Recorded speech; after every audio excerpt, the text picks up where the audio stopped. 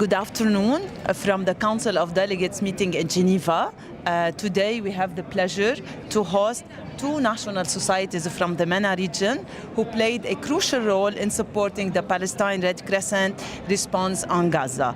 Dr. Mohammed Al-Hadid from Jordan Red Crescent National Society and Dr. Amal Imam from the Egyptian Red Crescent. First, Dr. Hadid, the president of Jordan Red Crescent, I would like to start with you. Since January 2024, you have played a crucial role in getting aid into Gaza. Can you explain to us more about how things are going now and what are the challenges you are facing? Okay. Well, thank you very much, and I would like to welcome everybody that's watching us. I would like to start by saying that we in the Red Crescent movement, we're not concerned in this kind of emergency or in who's right and who's wrong. Our main concern is to try and make sure that enough food, enough medicines, medication, water, fuel is available to the victims of war wherever they are. And as I said before, we're not concerned with who's right and who's wrong. We are focusing on the innocent victims of what's going on. We have put our services at, we offered it to all our members of the Red Crescent movement, and there was a good response from national societies. And at the beginning, we were able to send some shipments, but unfortunately now we're met by a few challenges. Okay. And what is happening is, at one time, we were requested by the Israeli authorities to change the consignee. And nothing should go to the Palestinian Red Crescent, which I found very odd and strange. And this was verbal, nothing was in writing. It was all verbal interventions. And then after a while, 10 days ago, we were told no, nothing will be accepted from Red Cross societies. And Red Cross, from Red societies, this is what the message that we got. And we even sent one shipment at the bridge. It was stopped and returned. We were asked to return the shipment back because it comes from a Red society. And we can't understand. At least if you want to stop us from sending any donation, can you tell us why? Give us the reason so we can understand at least. What are but the reasons? We're not violating any rules. We're playing the game by the rules, and we are sticking and adhering to every instructions that we get from all sides. And we're packaging it. We're only sending what is allowed to go through and so on. Yet we are faced with this. So really, I would like to call upon all the international community, on governments, on everybody who can have any kind of influence to try and help us solve this issue. I also spoke to the ICRC and to the Federation that it is to use their observer status in the UN and to try and put some pressure, because we have to solve this problem. People are dying, we can't reach them, and we would like have to a lot of stock also in your warehouses. Yeah, they are stacked there, and we've asked all the donors to stop sending anything until the issue is solved. So really, we'll have to wait until this issue is solved, and then I'm sure that hundreds and thousands of trucks will be able to go if it was not due to some maybe swing of mood. Yes, you can go now. No, we've changed. You can't go, and so on. And I even said during the Council of Delegates that what we should have, red corridors specified for the Red Crescent, and also with the help of MDA, they can be, because they are our partners in the movement, they should be called upon and asked to assist in this endeavor. We cannot just sit back and wait for people and see people dying. Another event, we had a request from Gaza, a list of 100 children that needed operations. And we were ready to receive them in the Jordan Red Crescent Hospital. We were waiting, and they were delaying it. Even I met with the concerned authorities, relevant authorities in Jordan, and they were prepared to send, a military plane to bring them to Amman and so they can get the medication needed and the surgeries. After a while, we were not able to. We had the permission from the Jordanian authorities in no time, over the phone, and it was there. So this is not something that Jordan is doing. It's not something that Jordan is doing to stop any aid into Gaza. We're trying our best, and we're calling upon the international community, please help us. Now back to the children. Then after a while, they came up with another excuse that if a child has to go to Jordan for surgery, he should be escorted or she should be escorted with a relative who is over 70 years old. Over 70 years old. Who is alive now, over 70 years old, in Gaza under these circumstances? So we're trying to call upon the humanitarian conscious, try and call on people, please, what we need to do is, my message has always been clear. We don't want the double standard. We need to standardize ethical and legal issues. And we should not be selective in implementing IHL or human rights. Indeed, Doctor, thank you for all the efforts that Jordan Red Crescent teams and volunteers are doing. And we have seen how you are working around the clock to get aid into Gaza. Thank you. Now we move to our second speaker, Dr. Amal Imam, the CEO of Egyptian Red Crescent. We know that during the last year that the Egyptian Red Crescent and the Rafah border acts as a lifeline for getting aid into Gaza. And now you are facing a lot of challenges. If you can tell us more about the situation and how the Egyptian Red Crescent is continuing to respond despite all the challenges. Exactly. So thank you, Mai, for having us today, and of course a privilege to be with you and with His Excellency Dr. Mohammed Al Hadid. And indeed, Egyptian Red Crescent used to be in the response mode for the different events that's happening in Gaza. However, this time is really very different from what we used to see. I remember the last time, 2021, and also in 2022, we were there around the clock helping and supporting our brothers and sisters at the Palestinian Red Crescent.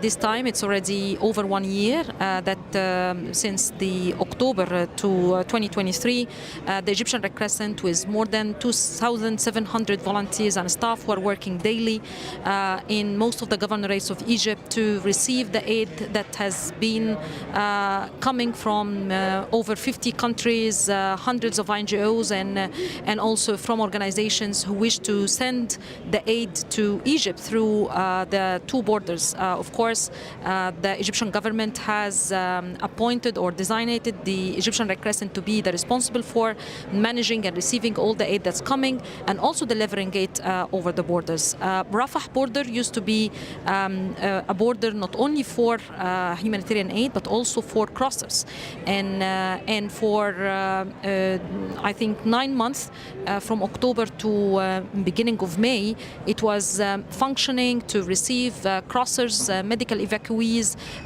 along with the families who came to Egypt in order to provided by health services, and also to be supported by different countries and sister national societies who wanted to support these families. The same was for the humanitarian aid, and nevertheless to say that the journey wasn't at any point as easy as anyone can consider. Having aid that can be compliant with the different standards of procedures that we are receiving from the authorities in order to ensure that they can pass through the borders, cutting more than 60-kilometer way to the scanning machines and then coming back in order to pass through the border, having faced some challenges in refusal for some of the life-saving humanitarian aid, such as oxygen cylinders, such as medical equipment and others that has been considered as dual-use items, and sometimes having also challenges when it comes to the operating hours. However, the Egyptian Red Crescent staff and volunteers and team who were operating in Rafah and El Arish, they didn't stop working around the clock. Egyptian Red Crescent has increased its capacity on the logistical aspects in order to ensure that we can accommodate as much aid as Gaza will need. However, all what we have received is considered a drop in the ocean of the needs of around 2 million people who have been displaced internally in Gaza. And we didn't have the luxury to say what are the priorities, because everything was needed, including food, non-food items, shelter, medicine, water, winter item and others. But then, of course, with the advocacy that the Red Cross Red Crescent has already went through, and also with the humanitarian diplomacy messages that came from different countries, including also from the government of Egypt, government of Jordan, with the many conferences that have been held during the war, it was very important that we ensure that all the borders must be accessible, that the accessibility for the humanitarian aid must be unhindered, and also the safety and security of the convoys must be ensured. And with this calls, Karm Shalom has been operated. However, again, with the ground operation in Rafah and the security conditions that's ongoing also in Gaza, this has really impacted the amount of aid that's going, and has really affected the amount of aid that we are able to deliver. While we are speaking now, Karm Shalom is now the only operating crossing from Egypt, with also a lot of obstacles when it comes to bringing aid. And of course, for PRCS or for the Palestinian Red Crescent, it's very difficult because they are not present on any of the crossings, including the one in Jordan, the one in Egypt. And this is, of course, is hindering our ability as a movement to directly support our sister national society in Gaza. We didn't actually want to stop to talk only about the challenges. We in Egyptian Red Crescent have opened the door for all the diplomats, for those who can really have the influence on the decision making, to come and to visit our warehouses in El Arish, and also to see the queue of trucks that are waiting on the borders, ready to be entering through the crossings. Do you receive any promises like to get this, amounts of aid that are now stocked in your warehouses to get into Gaza, or still we don't have any answer on this? No, thank you for the question, but it's directly related, especially from the Egyptian borders, it's directly related to the ground operation that's happening in Rafah. So as long as the safety and security of the convoys and the trucks that can carry the aid back from the crossings from Egypt to Gaza is not fully secured, this is also when we are putting the humanitarian actors in real danger, and also when we are putting the aid that came across the world in the risk of being not efficiently going to those who are in need. And this is very important. And as Dr. Mohammed Al-Hadid was saying, it's about the readiness of our Red Cross Red Crescent pillars, and we can see that from the national societies who are active on the ground, Egyptian Red Crescent, Palestinian Red Crescent, Jordanian Red Crescent, we are on the response mode. We are ready with the humanitarian aid. However, we need to have this kind of assurance of the security of the convoys that are passing through the different convoys, different borders, and also to ensure that this will be as fluent as it should be. However, with the continuity of the attacks for more than 1 year, it really became very hard, and even the number of trucks that are waiting, they might not be enough in any mean to meet the needs of the people who are there, because also the needs are changing. Now we are approaching the winter, and we see now how it's very important to ensure that we have winterization items ready to be there in Gaza. We have tried to go through different innovative approaches when we have met different challenges, like what we have tried during Ramadan, when we really tried to ensure that we have accessibility for the food, especially the ready food, to be distributed to those who were in the shelters inside Gaza, especially the shelters that have been organized in cooperation with the Palestinian Red Crescent in Khan Yunis. And we were successful to establish the first humanitarian kitchen half an hour away from the Rafah border, and to cook there all over the night, all over the time, and to transmit the hot meals and the dry meals too. We saw like a transformative role in what you are doing and the kinds of services you are offering to our colleagues from PRCS and affected population in Gaza. So the role of Egyptian Red Crescent has expanded a lot during the last 10 years.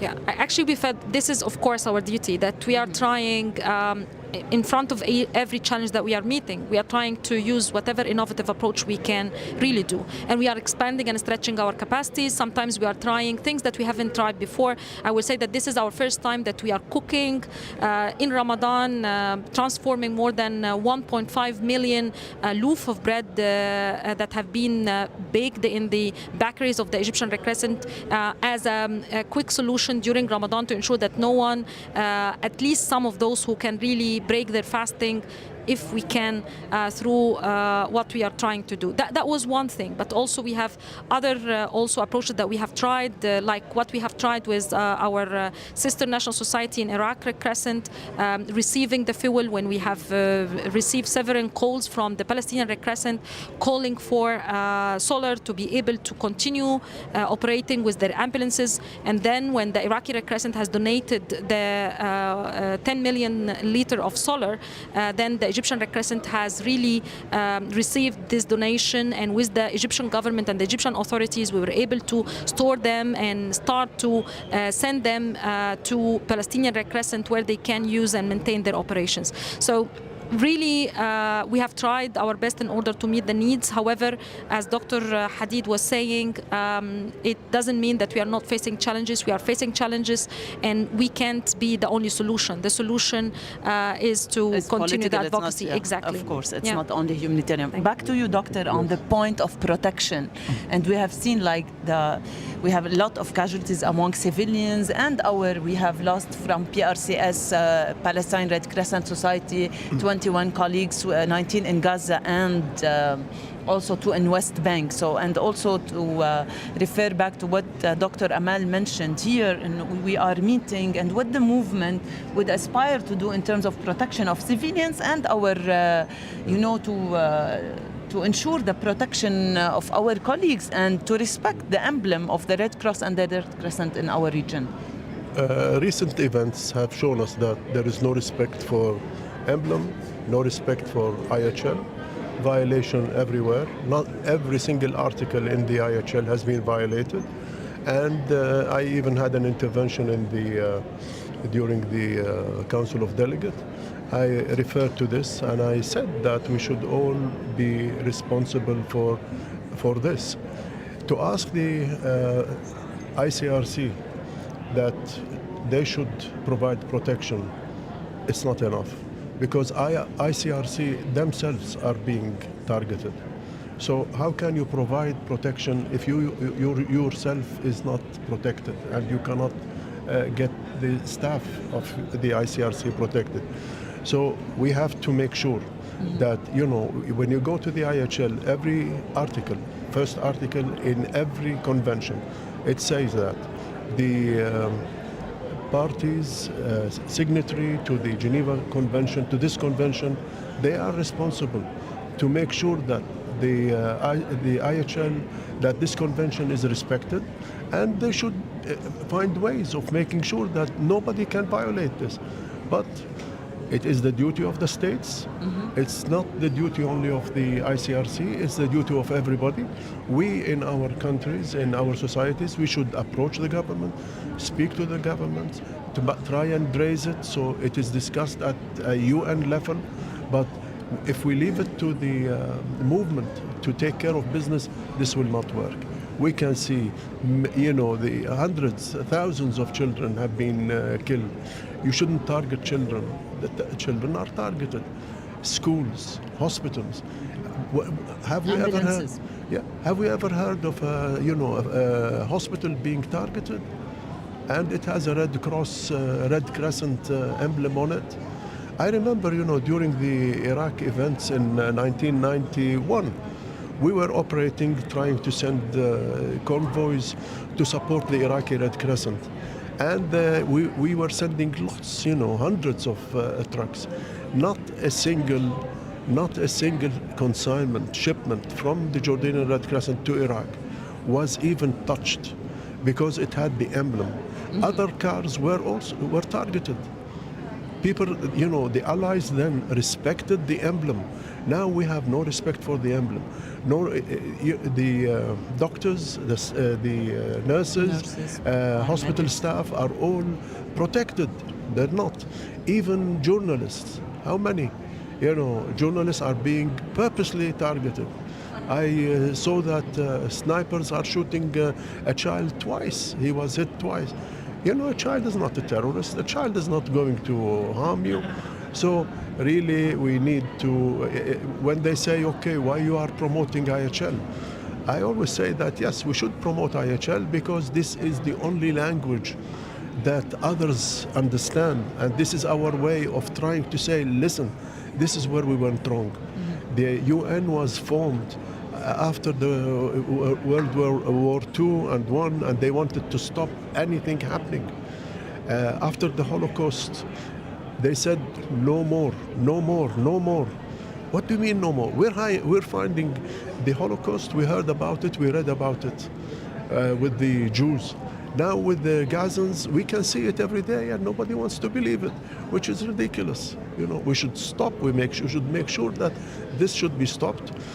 We're in the business of saving the lives, especially lives of children and women, and actually I see that we are failing. We are failing terribly because many in the Red Cross and in humanitarian organizations, they think their role is only to send food, send aid and so on. This is not. You should be the voice of the victim. You should advocate for the victim. It's not enough just to sit and see that, yes, he's suffering. I can't because I should stay neutral. No, staying neutral is not carrying arms with one side against the other. But it doesn't say staying neutral is not trying to speak on behalf of the victim. The victims, they trust us. They say that, we are their voice and we have not been saying enough. And then again, we're not leaving anybody behind. We're leaving 2.2 million Gazans behind without doing anything.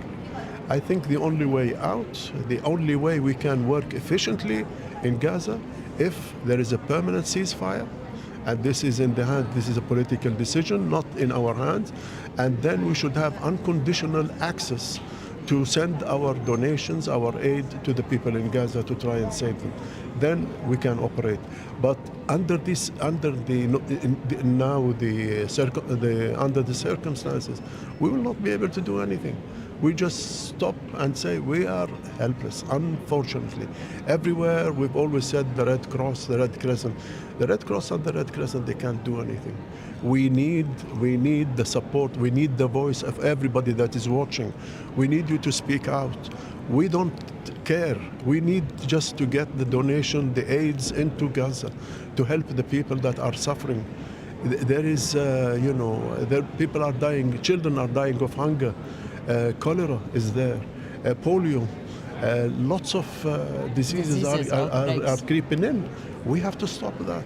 And we need the Red Cross, our brothers and sisters in the Red Cross Society, to really carry on, support Gaza, send your donation, your aid to Egypt, to Jordan, whichever way you prefer, because I am sure this will not last forever and it will open. But at least when it opens and when we can send, we don't have to wait for it to arrive from Europe and from other donors from here and there.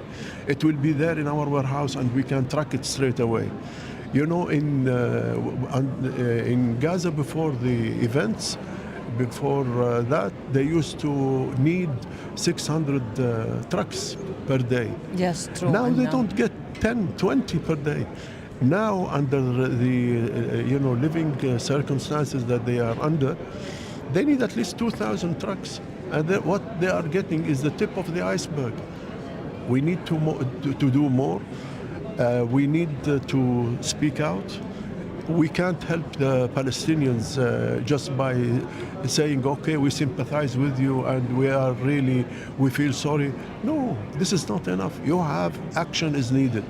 Send your aid, speak out to your government. Let's try and stop this war, and let's have peace in this world. Thank you, Dr. Al-Hadid. Dr. Amal, would you like to add anything before we conclude? Yes, I think that it's very clear that the Red Cross Red Crescent has this movement has born from a conflict. And it was a kind of solution or a beacon of hope amidst a conflict. And after 160 years, I think the least that we can do is to prove that we are still relevant as movement to respond to the needs of those who are suffering, the civilians, from the conflict. And our cause is merely humanitarian. And all what we need is to ensure that those civilians, mainly women and children, those who are injured, they can find a hope, neutral, impartial, that can be given before we will be witnessed by the history. And whatever is going now will be written. It's already 1 year. We are standing on our feet. We are advocating. We are bringing our maximum, stretching our capacity, working with our governments. However, we alone can't be the solution. We need the support from everyone who can really work with us to ensure that even war has limits, that humanity can take place in these dark times. And I think through our Red Cross Red Crescent volunteers, through the Egyptian Red Crescent, through the Jordanian Red Crescent, Palestinian Red Crescent, and those IFRC, ICRC, all the components and sister national societies who have contributed, we can really make the change and difference at this time. Thank you. Before we conclude, I just would like to thank the International Federation because they have been very supportive to our activities in this regard. So thank you very much, really from the heart, and I hope this support will continue. And may God bless you all, and let's hope that the future holds hope, peace, and all the best. Thank you. Thank you, Dr. Al-Hadid. Thank you, Dr. Amal. You are the national societies, the backbone of our work. Without you, without your teams, without your volunteers, we cannot bring hope to this world, and we cannot alleviate the suffering and deserve the human dignity. Thank you for accommodating your time despite your very hectic schedules. Thank you, our audience.